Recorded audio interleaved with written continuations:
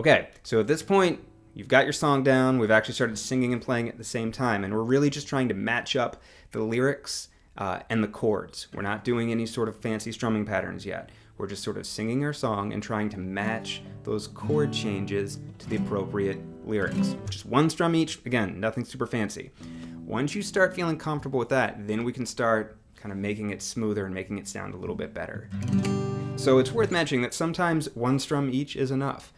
Sometimes songs sound good with just that one sort of strum per lyric. And if that's the case, cool, you're good to go. If you want to be able to strum kind of extra strums in there or work on other parts of it, then we can do that now. So, first thing we're going to do is we're going to practice finding the beat of this song. And to do that, the best way to do it is sort of listen to the song. So, listen to the song, start, oh, this sucks, okay.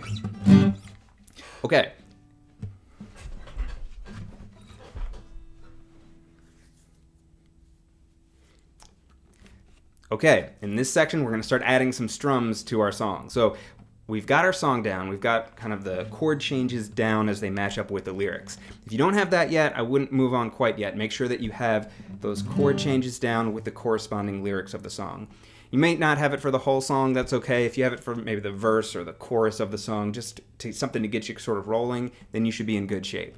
So once we have that, we need to actually start adding more strums to it. Now, it may sound awesome just with one strum each, but if you want to add sort of, more of a strumming pattern to your song, this is what we can do. First off, we want to feel or find the beat of the song. Now, like I said before, usually we are counting the beat.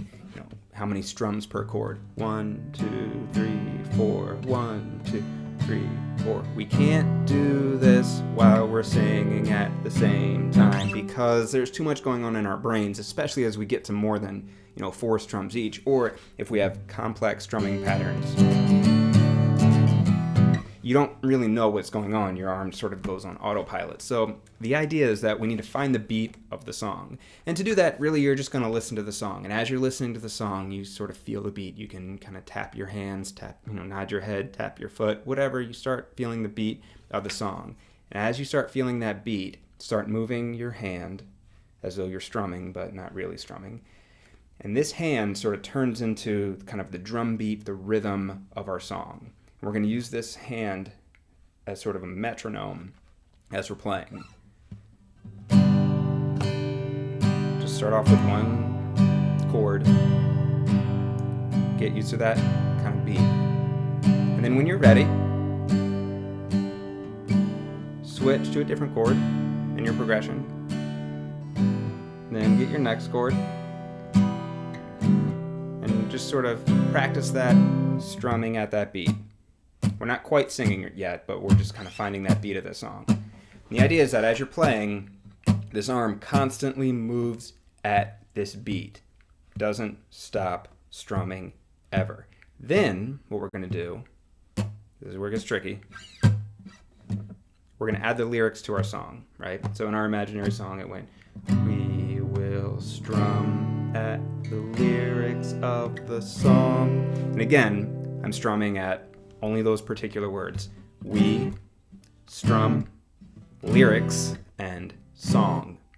But this time, instead of just doing one strum each, I'm just going to let this arm tap out that beat. And it starts on the G chord. I'm not counting anything. I don't know how many times I've strummed at this point. I just know that my arm is moving at the right beat. And when I'm ready, I'm going to start singing. I'm going to change this left hand when I get to the appropriate lyric, just like we practiced in the previous video. It goes like this. We will strum at the lyrics of our song.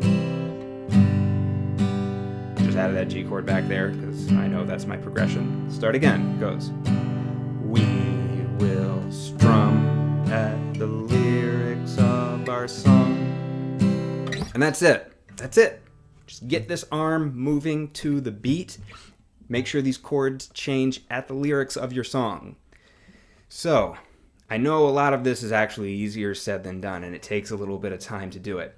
The idea that your arm is constantly strumming while you're changing chords and singing is kind of easy to understand but difficult to execute. There's a lot of stuff going on at the same time. So there's a couple things that come up frequently with a lot of my students, and we'll talk about those in the next video. There's some sort of troubleshooting stuff for when you start strumming and singing at the same time. So if you're having any trouble or you want some extra tips, I'll see you in the next video.